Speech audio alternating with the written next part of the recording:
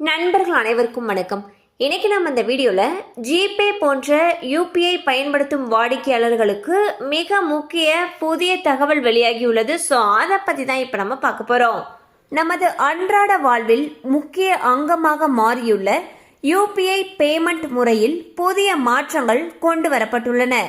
குறிப்பாக பாதுகாப்பு காரணங்களுக்காக நீண்ட காலமாக பயன்படுத்தப்படாமல் இருக்கக்கூடிய செயலற்ற ஐடிகளை முடக்க அரசு திட்டமிட்டுள்ளது. மேலும் கடினமான நடைமுறையாக இருந்த ஆட்டோபே கேன்சலேஷன் எளிமையாக்கப்பட்டுள்ளது. அதே போல இனி பரிவர்த்தனைகள் 10 வினாடிகளுக்குள் முடிந்துவிடும் எனவும் கூறப்படுகிறது.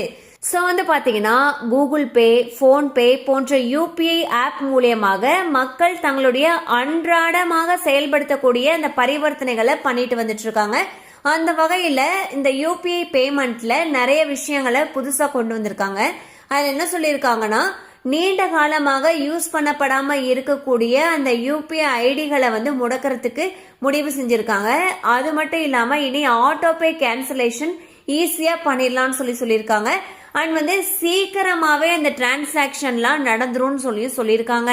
கண்டிப்பா அந்த அப்டேட் உங்களுக்கு பயனுள்ளதா இருந்திருக்கும் நம்புறோம். மேலும் இது போல அப்டேட்ஸ் உங்களை உடனே ரீச் ஆகணும்னு நினைச்சீங்கன்னா நம்ம சேனலோடு தொடர்ந்து இணைந்திருங்கள்.